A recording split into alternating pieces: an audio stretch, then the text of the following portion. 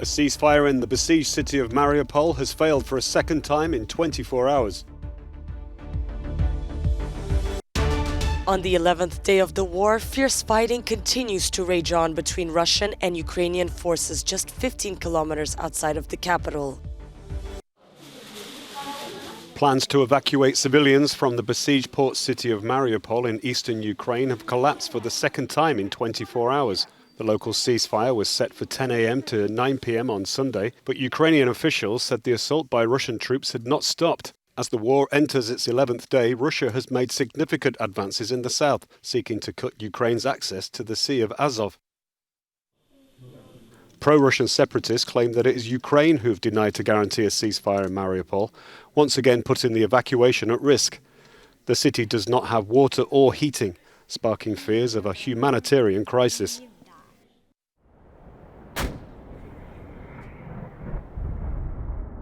On the 11th day of the Kremlin's invasion of Ukraine, Russian forces continued their offensive.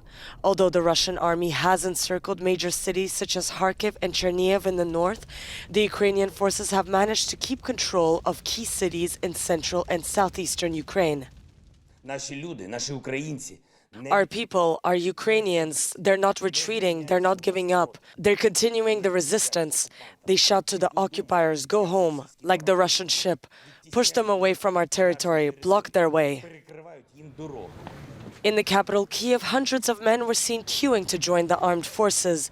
A government order prohibits men between 18 and 60 from leaving the country since the start of the war. Civilians and soldiers have been preparing to defend the capital as a vast Russian armored column remains stalled outside of Kyiv.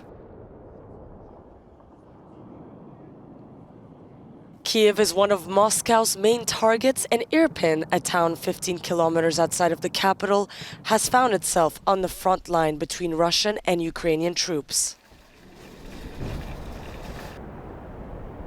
The Russian army took control of the southern port city of Kherson, a move to cut off Ukraine's access to the sea. The Russian Ministry of Defense released this video of a military base near Kherson, claiming that the Ukrainian troops left their positions, abandoning NATO arms.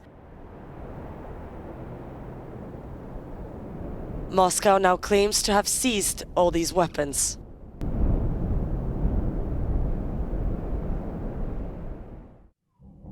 The eastern city of Mariupol also came under intense shelling from the Russian forces.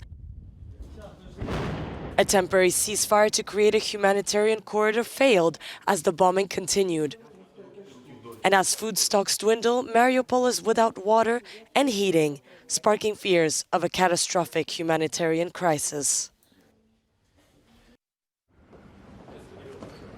As war rages in Ukraine, US Secretary of State Antony Blinken pledged America's support to Moldova in a meeting with President Maia Sandu. Blinken met with top Moldovan officials who call for security guarantees and international assistance as the country struggles to cope with high numbers of refugees fleeing Ukraine. We're working on seeing what we and allies and partners can deliver. We're looking actively now at the question of airplanes that Poland may provide to Ukraine, and looking at how we might be able to backfill should Poland decide to produce those, supply those planes. Amid growing fears of Russian military aggression, Moldova reasserted its desire for EU membership. Blinken promised US support and lauded Moldova's European ambitions.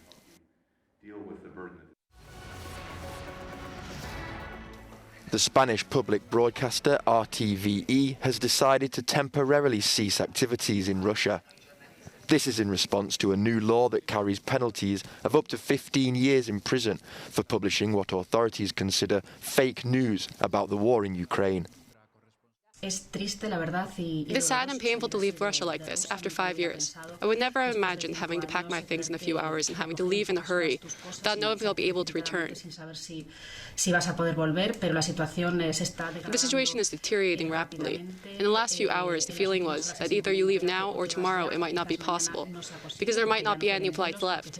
The borders might be closed, or martial law might be imposed. From today, we journalists have also become Putin's target, with this law that criminalizes our work. Italian television broadcaster Rai announced that it too was suspending coverage in Russia in order to ensure the safety of its journalists and to safeguard the freedom of information.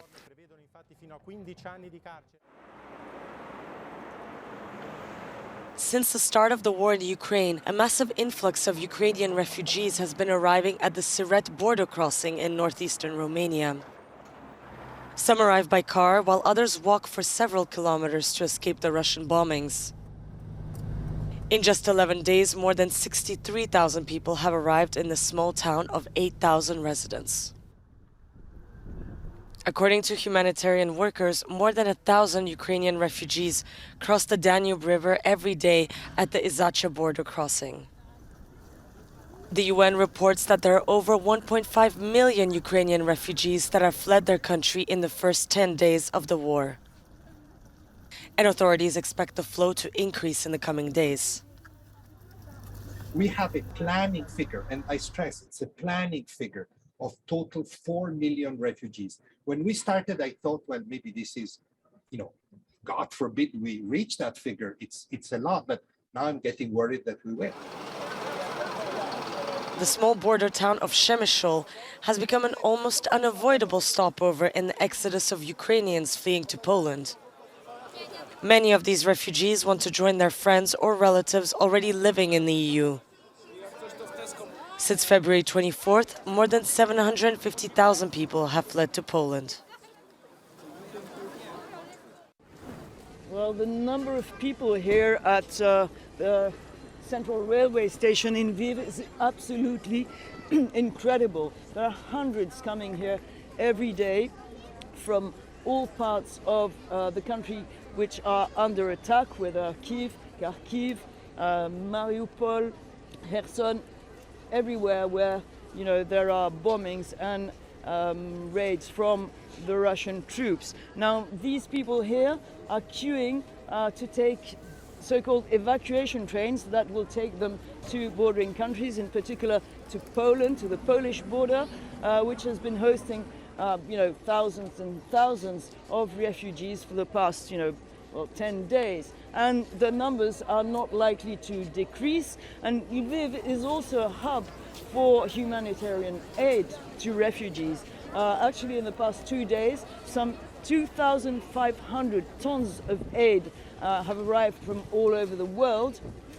And it's being dispatched in various regions, and also here where people are in the wait of finding a train. They're staying at residence places, people who don't necessarily know them, but are showing their solidarity. They're living in hotels and it's free. The trains are free as well.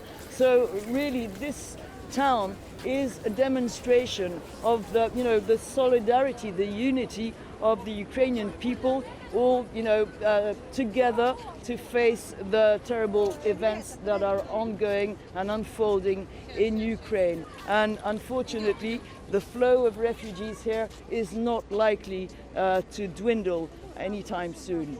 I'm Valerie Goria from Lviv for Euronews. Hundreds of people took to the streets of Tel Aviv to protest the Kremlin's invasion of Ukraine. Gathered in front of the Russian embassy, demonstrators carried Ukrainian flags and banners with the slogan "Stop the War."